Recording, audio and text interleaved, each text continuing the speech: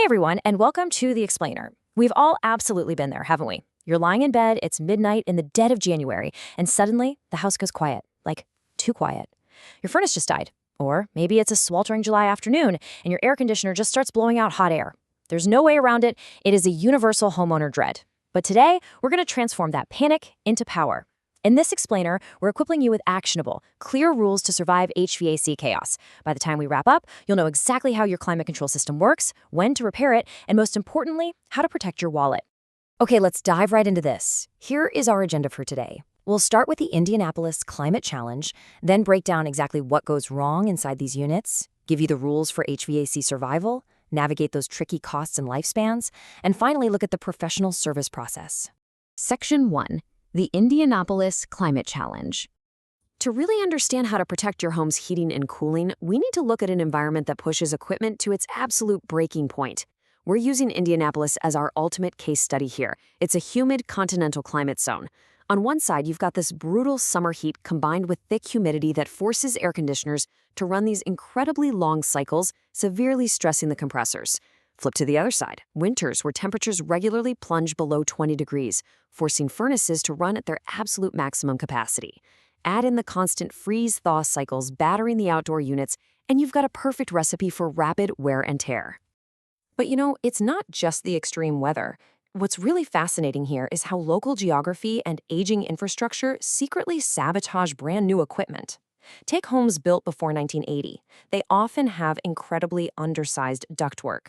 If you hook up a modern, high-efficiency system to those old ducts, the restricted airflow literally chokes and kills blower motors, turning your expensive upgrade into a giant paperweight. Then there's the heavy clay soil in Marion County. It shifts constantly with moisture, tilting concrete pads, and actually cracking refrigerant lines. And if you live near the White River, that extra ambient humidity acts like a catalyst, accelerating rust and mold growth right inside your ductwork. Section 2. Common HVAC breakdowns explained. So when the weather and the infrastructure finally take their toll, what actually breaks? Let's translate some industry jargon into plain English. First up on the casualty list is short cycling. This is when your system rapidly starts and stops every few minutes. You hear it kick on, and before the house even cools down or warms up, boom, it shuts right off again. This is terrible for your system. It wastes a massive amount of energy and just burns right through your compressors and motors. Most often, this is actually caused by having oversized equipment installed or simply severely restricted airflow. Next up, we have frozen evaporator coils. Now, you think ice is a winter problem, right? Surprisingly, this often happens in the dead of summer. Your indoor cooling coils literally become encased in ice. When this buildup happens, it completely stops your system from cooling your house, and the expanding ice can even crack the coil itself. It's usually caused by low refrigerant levels or, believe it or not, restricted airflow from a simple dirty air filter. And high summer humidity just makes it so much worse. Take a listen to this quote straight from our source material. Oversized equipment, thermostat problems, refrigerant issues, and dirty coils all cause short cycling. I really want to highlight this because it proves a massive point. The root causes of these terrifying, expensive breakdowns are often surprisingly preventable, or just related to getting the right size unit installed in the first place. Now, this next breakdown is absolutely critical. We're talking about a cracked heat exchanger. These are metal fractures caused by repeated thermal stress and age. The gravity of this breakdown really cannot be overstated. A cracked heat exchanger can leak dangerous, invisible carbon monoxide directly into your home's air supply.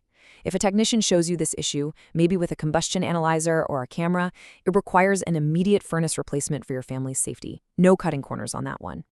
Section 3. Rules for HVAC survival. Okay, so you know what goes wrong, but how do you handle it when the repair guy is standing in your living room? Enter the $5,000 rule. This is a brilliant, quick formula to help you decide whether to repair or replace a dying unit. Here's how it works. Multiply the unit's age in years by the estimated repair cost. If that number exceeds $5,000, replacement just makes more financial sense. So for example, say you have a 12-year-old furnace and the repair quote is $500. 12 times 500 is $6,000. That is over the limit. It means you should replace it rather than throwing good money at a dying system. So that's for when things break. But what about a rule that actually prevents damage? Have you ever heard of the 3-minute rule? It's an incredibly simple habit, but it can extend the life of your air conditioner by years. Any guesses on what it is? Let's take a look. The rule is simply this. Wait at least 3 minutes before restarting an AC unit after it shuts off. Why? Because you have to allow the system's refrigerant pressure to equalize. If you force a compressor to turn back on immediately, it has to work against massive internal high pressure. That causes severe mechanical stress. This is absolutely vital to remember during those frequent summer power outages or thunderstorms when the power might be flickering on and off. Just give it 3 minutes. Section 4. Navigating costs and lifespans.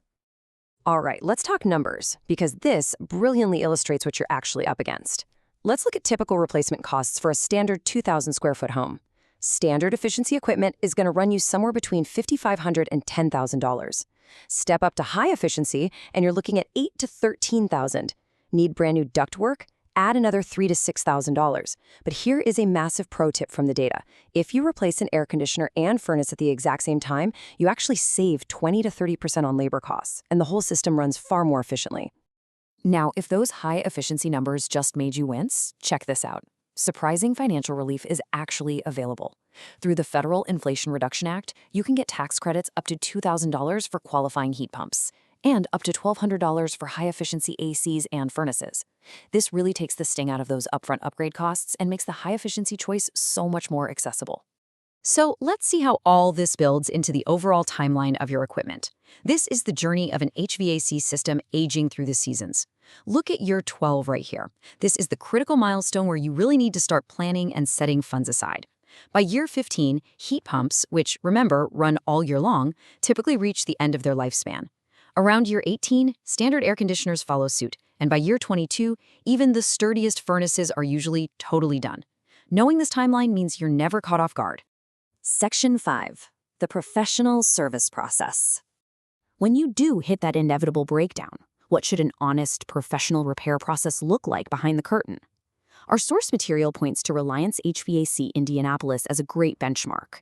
It boils down to 3 clear steps. First, emergency dispatch, meaning real people answering 24/7 with text updates so you aren't just sitting around guessing. Second, diagnosis and approval. They use a flat-rate upfront pricing model and a strict repair-first philosophy. In fact, if you decline the quoted repair, you only pay the diagnostic fee. And third is thorough testing and documentation, so you have all the exact paperwork you need for your warranties. And a huge part of that professional standard means strict adherence to building codes. As you can see, true professionals navigate Marion County permit requirements, comply with EPA Section 608 for safely handling those refrigerants, and perform manual J load calculations. That's an exact mathematical measurement to ensure your system isn't too big or too small for your house. Why does this matter to you? Because missing permits or poor documentation can literally delay the sale of your home down the road or even void your homeowner's insurance claims. It's a huge deal. So after exploring the extreme climate challenges, the math of the $5,000 rule, the life cycle timeline, and the standards of true pros, I want to leave you with this final, provocative question. Is your home actually ready for the next extreme season? Seriously, don't wait for a midnight breakdown. Take the knowledge from this explainer today, go check your air filters, look at your attic insulation, and check the manufacturing dates on your units. Take control of your home's comfort. Thanks so much for learning with us, and we'll see you in the next explainer.